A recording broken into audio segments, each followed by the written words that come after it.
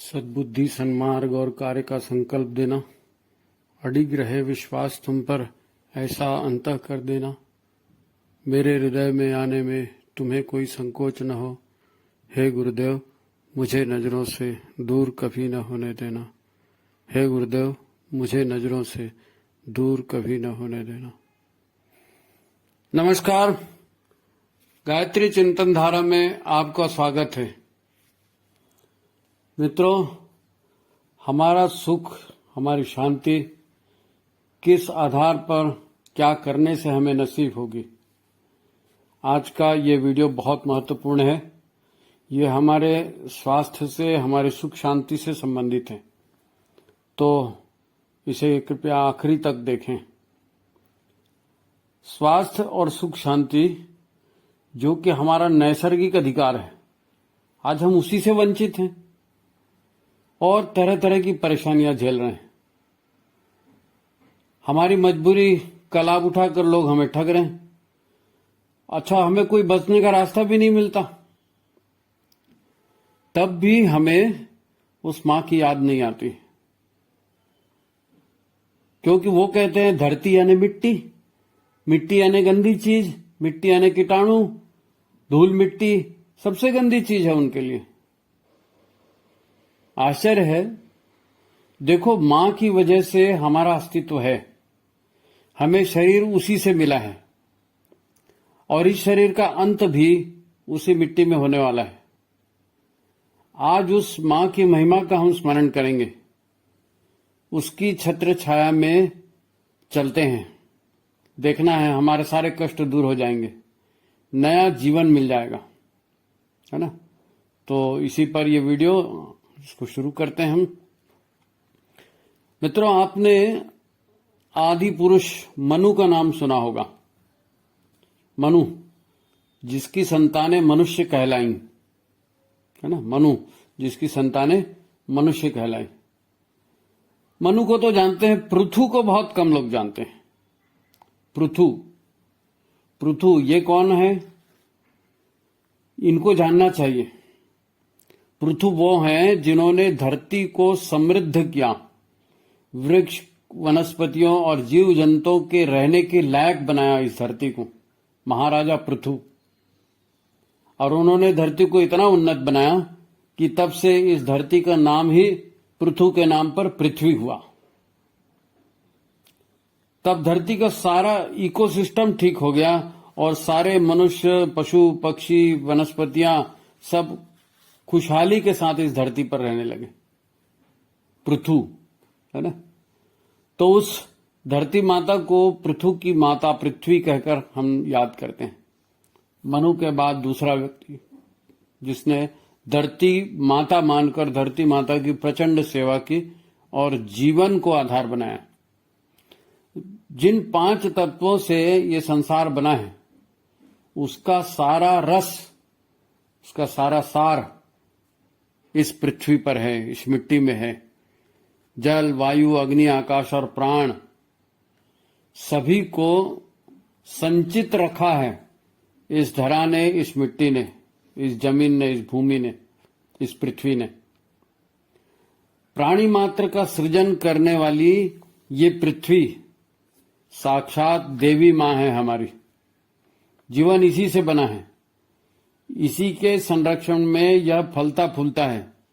पक्षी वायु में विचरण करके जीवन पाते हैं, मछलियां जल में रहकर जीवन पाती हैं, तो हम थलचर हैं, हम धरती पर रहकर जीवन पाते हैं। और धरती से जितना दूर रहेंगे, इसकी भूमि से, मिट्टी से जितना दूर रहेंगे, उतना जीवन से दूर हो जाएंगे।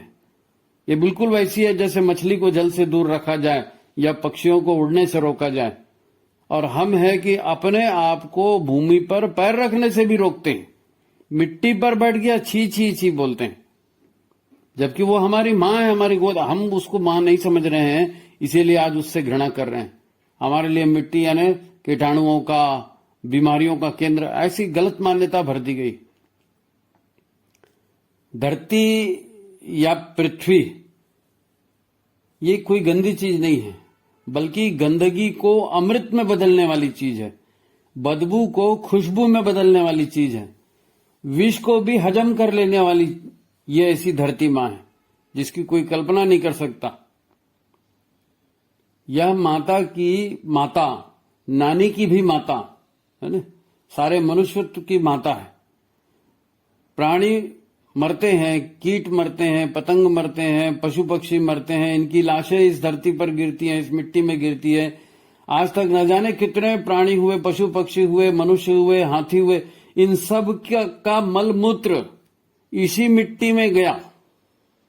करोड़ों साल से कितने प्राणी हुए, कितने मनुष्य हुए, इन सब का मलमूत्र इस मिट्टी में गया। लेकिन ये मिट्टी आज भी अमृत बनी हुई है, आज भी अमृत बनी हुई है। फिर भी ये सभी को नया जीवन दे रही है, नई शक्ति दे रही है। ये कोई अनोखी बात नहीं है। घूरे से सोना, मृत्यु से जीवन। अरे कमाल है भाई, इतनी कमाल की हमारी माता है। और हमसे कहा जाता है नंगे पैर मत चलो, बच्चों को मिट्टी में मत खेलने दो। देखो एक उदाहरण बताता हूं। एक व्यक्ति ने एक सुअर पाल के रखा था। कई लोग रहते हैं सुअर पालते हैं, तो उसने सुअर पाल के रखा था और उसको लोहे के जंगले में रखा हुआ था। अब बच्चे बच्चे हुए, किसी को मार काट के खा गया, कोई खा गया। अब वो सुअर जो था वो पिंजरे में पड़े पड़े वो बहुत बीमार हो गया और कई दिनों से उसने खाना वाना नहीं खाया। अब वो बीमार सुअर को कैसे काट के खाया जाए, उस व्यक्ति को भी खराब लगा। तो जब बहुत दिन तक वो बीमार रहा तो उसने कहा छोड़ यार, इसको इसकी तकदीर पे छोड़ देते हैं। अब उसने पिंजरा खोल दिया और सुअर को जो है भगा दिया। वो सुअर चलने के लायक स्थिति में नहीं था, लेकिन फिर भी पिंजरे से बाहर निकलने की आजादी का अनुभव, जैसे तैसे लड़खड़ाते लड़खड़ाते वो घर से बाहर गया, उसके गांव में गलियों से होता हुआ और तालाब के किनारे चला गया। और तालाब के किनारे जाके मिट्टी को खोद खाद कर उसमें सो गया। 1 दिन, 2 दिन, 3 दिन, 4 दिन, 8 दिन वो सोया रहा उसी मिट्टी में। और फिर उसके बाद 8 दिन बाद कोई खाया पिया कुछ नहीं। खाना पीना तो वैसी जाले में भी बंद था ना, जंगले में भी बंद था, तो यहां भी बंद। 8 दिन भूखा रहा और उसी मिट्टी में पड़ा रहा। और धीरे धीरे वो सुअर जो है फिर चार्ज हो गया, स्वस्थ हो गया और 9वें दिन घर चला आया वापिस। 9वें दिन घर चला आया वापिस।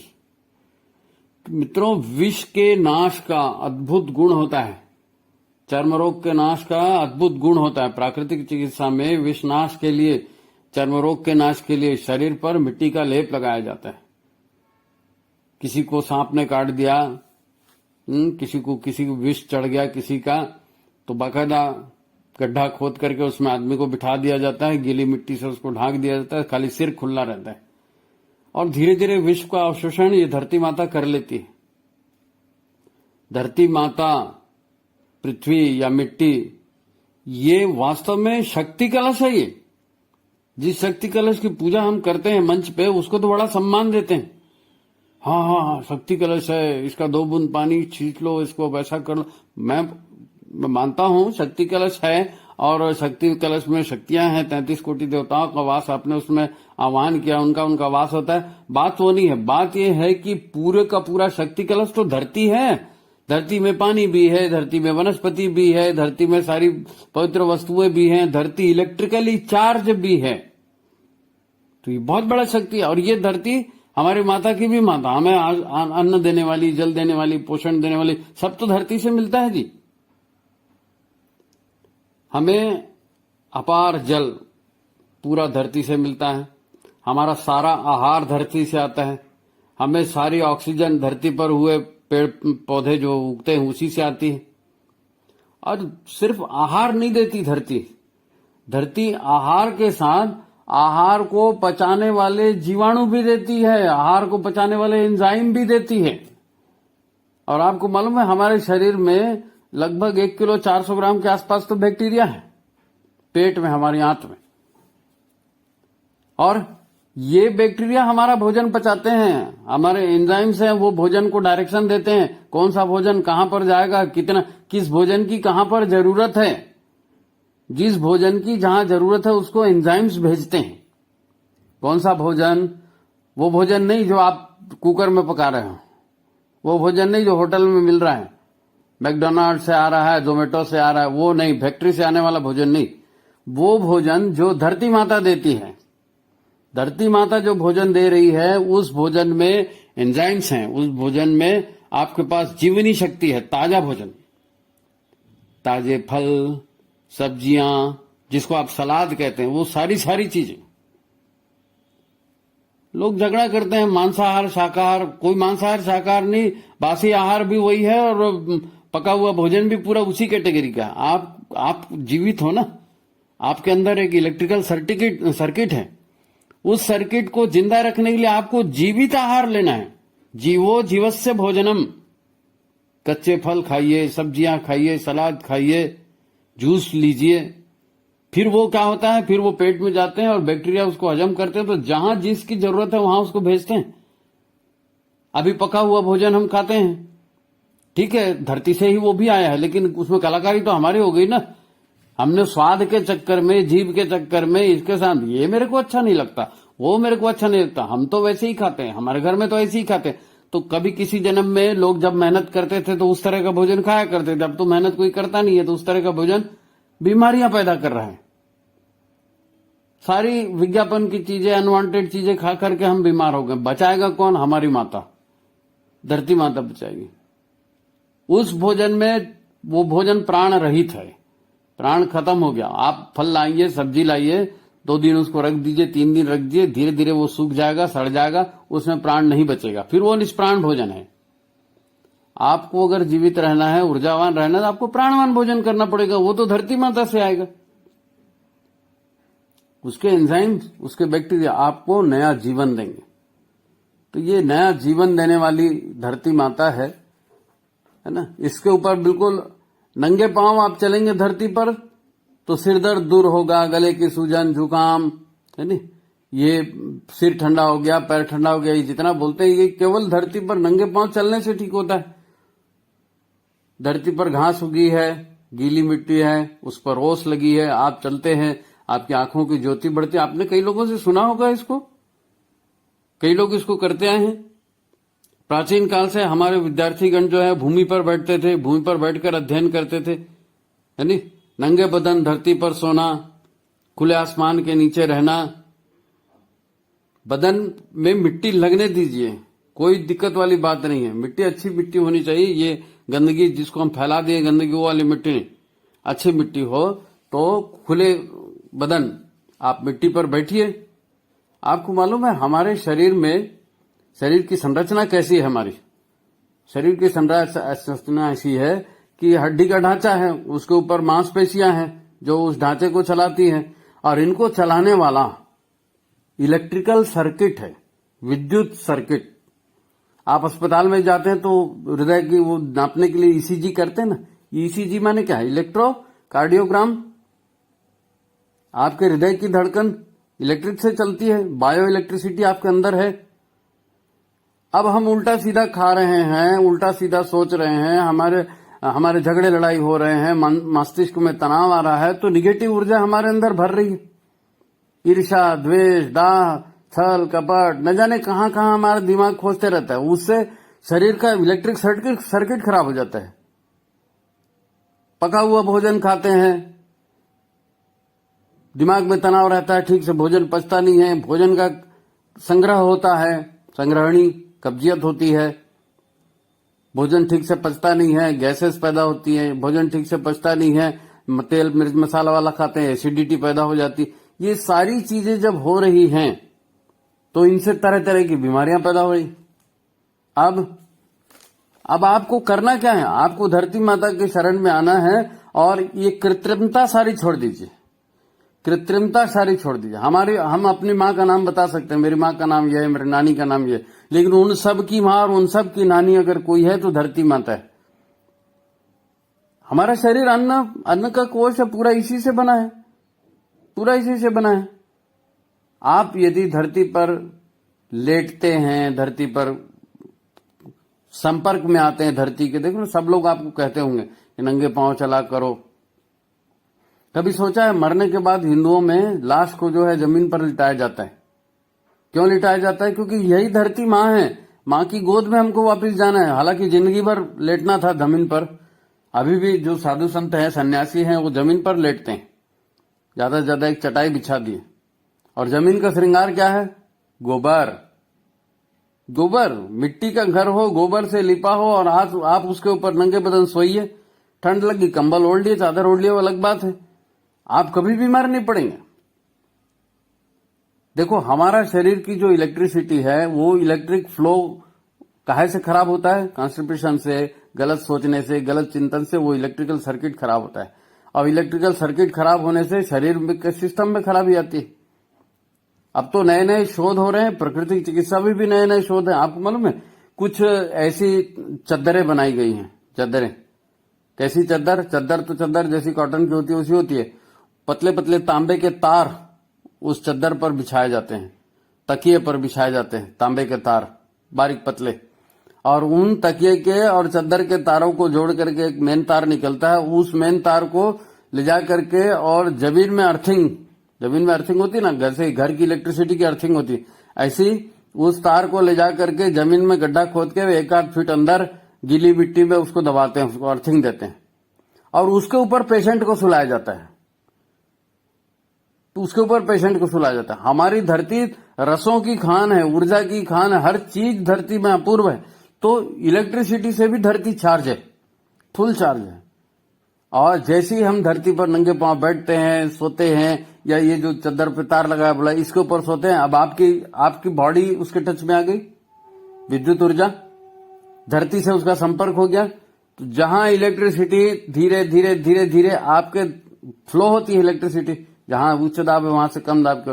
तो यदि आपके शरीर में विद्युत ऊर्जा की कमी है और कहीं पर फॉल्ट आ रहा है, कहीं पर कोई चीजें, अनवांटेड चीजें जमा हो गई हैं, क्या होता है, हम जब भोजन करते हैं ना, तो अप्राकृतिक पके हुए बेकरी के सामान और इस तरह के सामान होते हैं जो अनवांटेड केमिकल होते हैं। अभी जैसे फ्रूट जूस की बात ले लो। फ्रूट जूस बाजार से, कई लोग बाजार का फ्रूट जूस लाकर पीते हैं। अरे उसको प्रिजर्वेटिव करने के लिए उसमें प्रिजर्वेटिव डाला जाता है। इतने दिन कोई कच्चा रहता है क्या? लेकिन उसमें प्रिजर्वेटिव डाले, उसमें शुगर डाले, उसमें नमक डाले, नहीं मालूम क्या क्या चीज डाले। अब वो उसका जीवन सत्व खत्म हो गया, खाली स्वाद बचा है। केमिकली तो वो है, केमिकली वो उसमें बता देगा इतना शुगर है, इतना फैट है, इतना ये है, इतना ये है, वो सब क्लासिफिकेशन वहां तक ठीक है। लेकिन वो सारा शरीर में जाके डिपॉजिट हो जाता है ना इधर उधर। आप एक्स्ट्रा खाते हो और पूरा निकल नहीं पाता है, तो कहीं ना कहीं डिपॉजिट हो जाता है। तो पथरी हो रही है, तो बाल ब्लैडर में हो रही है, तो किडनी में हो रही है, तो सिस्ट हो रहे हैं, तो कहीं पर गांठ बन गई है कुछ किसी की, है ना। ये सब चीजें होते रहती हैं। ये रुकावट क्यों होती है? क्योंकि अनवांटेड चीजें हम खाते हैं। अगर धरती पर पैदा हुआ वृक्ष की वनस्पति शाक यदि हम खाएं, तो वो शरीर में ऐसी इधर उधर जाके जमा नहीं होती, इधर उधर जाके डिपॉजिट नहीं होती डिपॉजिट। तो फिर आपका फ्लो अच्छा बना रहता है, इलेक्ट्रिकल सर्किट अच्छा बना रहता है, काम करते हैं। इसलिए धरती पर हम ज्यादा ध्यान दें, धरती को हरा भरा करें। जैसे महाराजा पृथु ने धरती को रहने के लायक बनाया था, तो अब हम भी धरती को रहने के लायक बनाएं। आज सब परेशान है ना कि भाई खेत में रासायनिक खाद डल रही है, कीटनाशक डल रहे हैं, पानी अशुद्ध हो गया है, वायु अशुद्ध हो गई। तो ये सब क्यों हो रहा है? क्योंकि हमने माँ का ध्यान नहीं रखा ना। हम धरती को माँ मानने के लिए ही तैयार नहीं है। धरती हमारी माता है और इस माता की हमें सेवा करनी है, ये मान्यता ही खत्म हो गई। पश्चिमी शिक्षा ने उसको मिटा दिया। मिट्टी माने घृणा की वस्तु। और हम कहते हैं धरती माता, भारत माता। कॉन्ट्रडिक्शन होते रहता है। कई लोग बहसबाजी इस पर करते हैं। बात वो नहीं है। बात यह है कि सत्य क्या है। सत्य यह है कि पृथ्वी सारे तत्वों की खान है।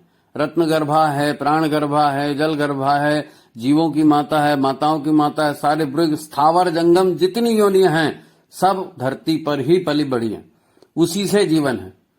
तो हम उस मां की शरण में जाएं। वो हमारी वास्तविक माता है। जीवन दायिनी माता को भी जन्म देने वाली वो माता है। धरती माता को बेहतर बनाए। पर्यावरण संरक्षण एक नारा नहीं है। पर्यावरण पेड़ लगाओ, वृक्ष लगाओ, ये नारा नहीं है। पेड़ लगाने से, वृक्ष लगाने से, गौपालन से हम अपनी माता को पुष्ट करेंगे।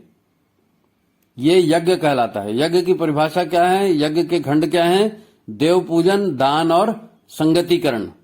तो सबसे बड़ा देवता तो धरती माता है हमारी, मां से बड़ा देव कौन होता है? तो उस धरती का पूजन वृक्ष लगाकर होगा, उस धरती का पूजन जल संरक्षण करके होगा, चले उस धरती का पूजन ऐसे होता है। आप परम पूज्य गुरुदेव ने जन्मदिन मनाने की व्यवस्था की है, तो उस जन्मदिन में क्या करते हैं हम? 5 चावल की ढेरी, पृथ्वी, जल, वायु, अग्नि, आकाश, हरी, पीली, नीली, काली चावल, सफेद चावल की ढेरी बनाए, उस ढेरी का पूजन कराते हैं, संरक्षण की संकल्प दिलाते हैं ना। यदि आपको जीवन में स्वस्थ सबल रहना है तो शरीर में 5 तत्वों का बैलेंस बनाकर रखिए। वो बैलेंस केवल और केवल धरती के साथ ही हो सकता है। जैविक अन्न, जैविक पकाकर नहीं, अंकुरित करके, और फल और सब्जियां, ये हमारा आहार है। हमारी माता ने ये हमको दिया है, और बाकी दूसरे लोग दूसरा दे रहे हैं। तो मां का दिया हुआ खाओगे तो स्वस्थ रहोगे, दूसरे का दिया खाओगे तो परेशानी में पड़ोगे। ठीक है, तो धरती माता हमारी पूजनीय है। धरती माता के बारे में विशेष जानकारी लीजिए, संग्रहित कीजिए। आपके स्वास्थ्य का खजाना, आपके सुख दुख का खजाना, है ना, आपके मानसिक सुख शांति का खजाना धरती माता से ही आएगा, है ना। चलो ठीक है, तो आज की बात यही समाप्त करते हैं। धरती माता का ख्याल रखिए। हमारे लिए हमको माता को सुरक्षित, मां सुरक्षित है तो हम भी सुरक्षित हैं। ठीक है, नमस्कार मित्रों। लोगों से कहिए, लोगों के पास शेयर कीजिए इसको, और जिन्होंने सब्सक्राइब नहीं किया वो सब्सक्राइब कर लें। एक आंदोलन है, आप और हम मिलकर इस आंदोलन को चला रहे हैं, तो आप कंट्रीब्यूट करिए अपनी ओर से। इसको व्हाट्सएप में डालिए, इसको फेसबुक पर डालिए, पेज पे डालिए लोगों के, और ज्यादा से ज्यादा लोगों तक पहुंचाइए। और ये स्वास्थ्य आंदोलन हमारा जो है इसको सफल करे, पर्यावरण आंदोलन है, इसको सफल करे। ठीक है, नमस्कार, धन्यवाद।